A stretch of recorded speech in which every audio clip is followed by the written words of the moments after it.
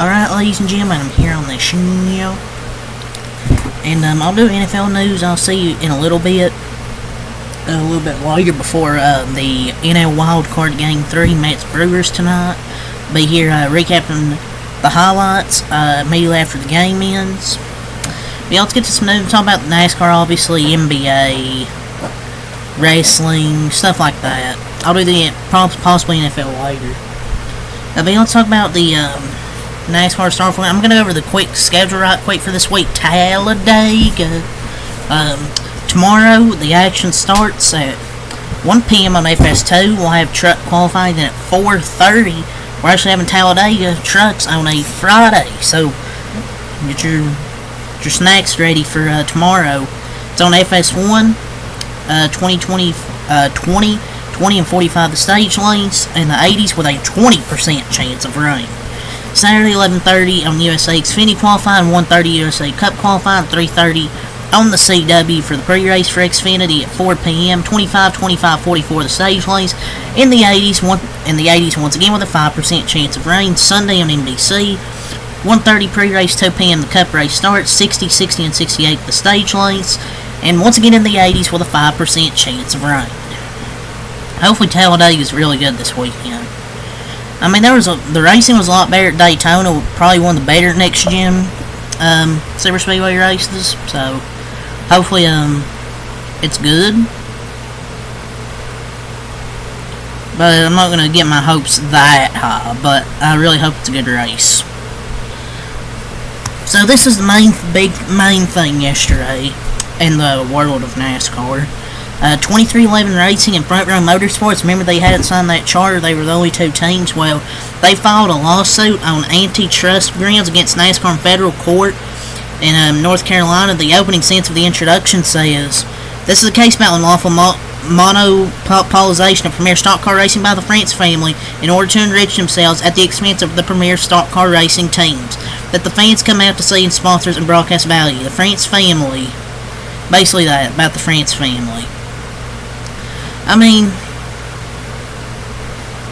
considering the lawsuit would most likely require NASCAR, well, I don't know if it will require NASCAR to open the books, but at least maybe have them think about it. This is the last thing NASCAR wanted was a lawsuit. But good on 2311 Front Row. I didn't think they would actually do a lawsuit. I thought they would give in and sign the charter, but good for them. NASCAR needs a good kick in the nuts. I mean, France family's been had bad management for years. I mean,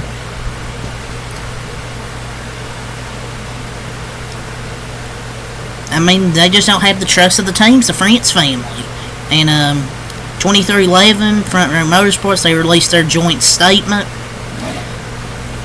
Look, hopefully they win it. And I stand with NASCAR and the team, or not NASCAR. I stand with the teams.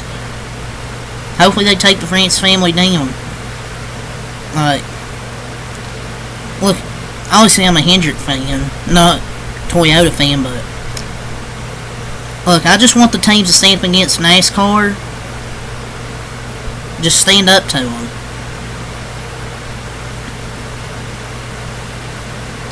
And so one of the new 2025 charter provisions is that the teams release NASCAR antitrust claims. This is from Bob Parker's. All this, by the way. As part of the lawsuit, 2311 and Front Row are asking for a preliminary injunction that will allow them to compete as chartered teams in 2025 while still proceeding with the lawsuit.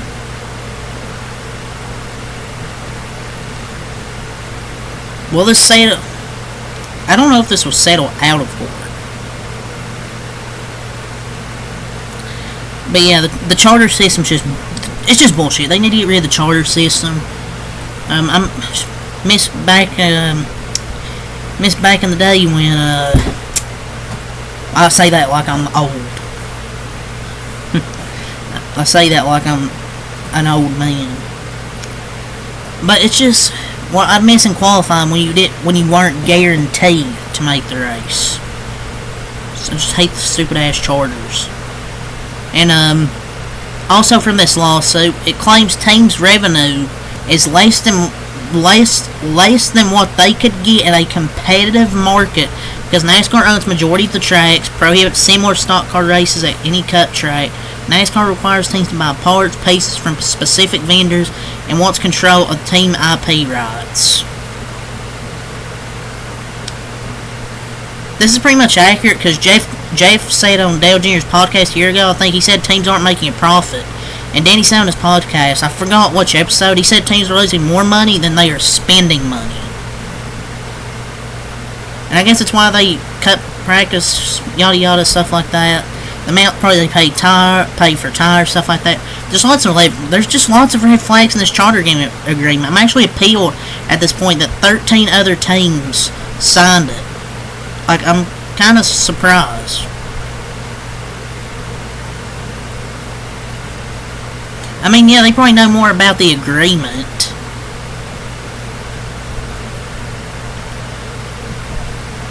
I don't know. I mean, it felt like Justin Marks and Jeff Gordon, they weren't given much of a choice. Basically, NASCAR went to each team individually and told them they could sign it or otherwise forget it. Or at least that's what somebody said on Twitter. So, Curtis Polk believes that teams get about 13% of the overall revenue of the sport, and he estimated the drivers average $3 million, so he estimates $100 million total to the drivers in a sport that generates $3 billion in revenues. This is shocking. It just needs to change. The greed of the France family. It's crazy to me how people can defend NASCAR on this. And the NFL players get about 48% of the total of $10 billion. I'm not saying drivers need to make half, but teams sure as hell should make half, and then instead of 3.3, drivers should get at least 10% or something like that. I don't know. And that was Curtis Polk of 2311, and Bob Jenkins, they both said they plan to race even if they don't get the injunction to race as a chartered team in 2025. And this is not done out of greed from the team side. They still want to race. Like, it's not... They don't want to just go away. And, that's really, everything from that. Everything. So we'll just have to see what happens going forward with this lawsuit. I mean, wouldn't be surprised if NASCAR won it. Hopefully not, but I'm sure they will. But yeah, that's all my thoughts on it. Danny F1, a former Xfinity Series driver with 10 plus years experience in the sport as an engineer. Her crew chief, Harrison Burton at AM Racing in the NASCAR Xfinity Series next year. I mean, hopefully Harrison Burton does good in Xfinity for AM Racing. That's Cup, he just wasn't it. And we'll see how he does with AM Racing. So Dylan Lupton will drive the AM Racing number 15 car the remainder of the season. Dylan Lupton. It's a name I haven't heard in a while. So Carson Quaffle is going to be driving full-time Xfinity next year for Junior Motorsports. Who would have called that? Oh wait, me. So yeah, they're going to have a hell of Xfinity lineup. It's like the big three, remember, with Miami, Chris Bosh, LeBron James, and Dwayne Wade. Well, that's Connor Zilch, Carson Quaffle, and Justin Allgaier. They're going to have a hell of a team next year. So NASCAR, they won't use the front windshield air deflector that is considered for Talladega to reduce the chance of cars getting airborne. They will add a fabric on the right side of the hinge of the roof flap to block the air. Rocker side skirt, right side roof rail extends 2 inches. Oh yeah, I'm sure. Yeah, they tried something at Daytona and we saw 2 cars flip. Yeah, I'm sure this will stop it from happening. Look, it's physics. No matter what you do, the cars are still gonna flip. Look, they're gonna flip. I mean, it's physics. You're not going to stop the cars from flipping over, or at least getting air.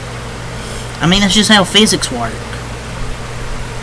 Caden Honeycutt will drive full-time in next season one of its trucks, so long overdue, and he's running really well for them, so I'm glad he's getting a full-time ride. 40 entries for Cup at Talladega, 39 for Xfinity, 38 for 36 spots in Xfinity, or excuse me, in truck, so we'll get 2 DNQs, and Xfinity will 1 DNQ. So yeah, that's all I gotta say for the NASCAR portion. So let's move on, ladies and gentlemen. So per Darnell Mayberry, Chicago Bulls, they're signing Josh Primo. The jokes just write themselves.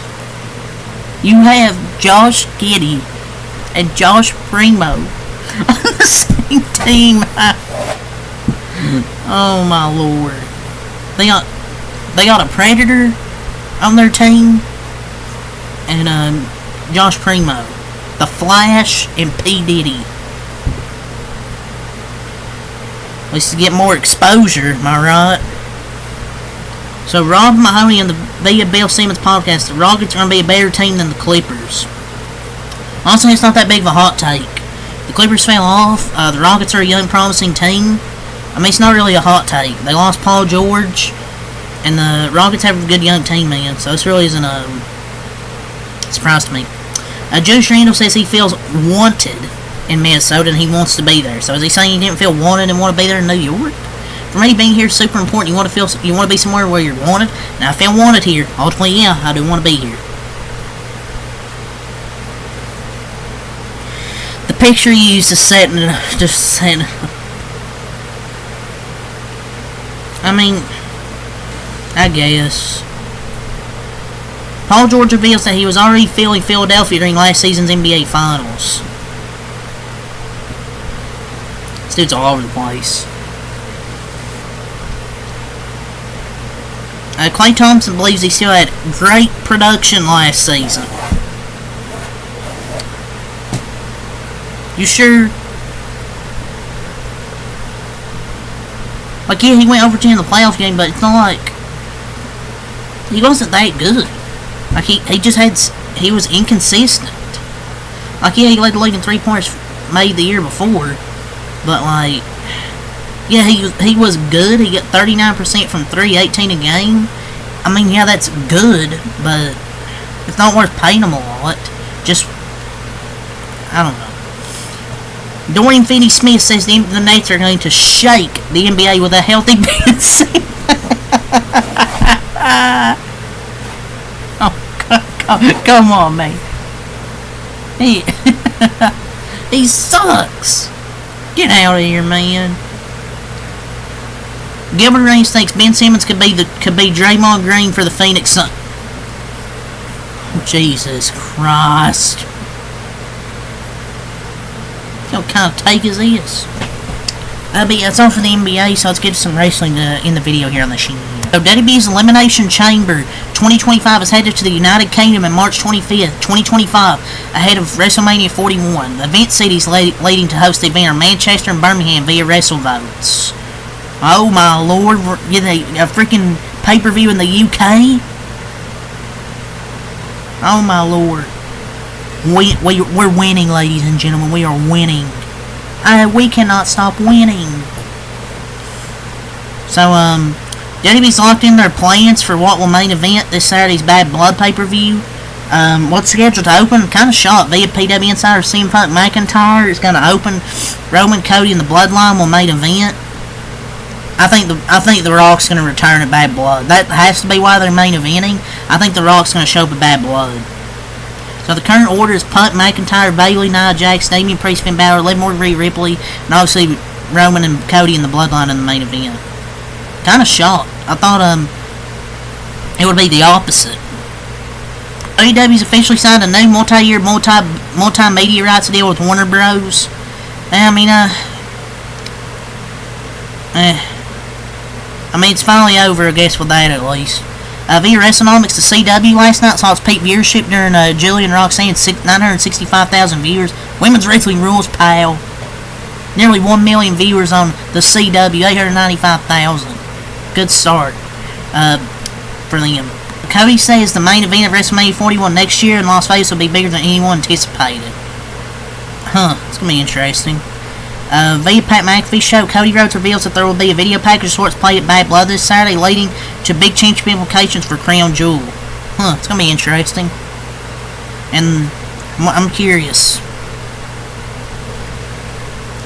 So yeah, it's really all I gotta say for this video, ladies and gentlemen. So, till next time, Alkalite, peace, leave a like, and comment, and subscribe for more on the show.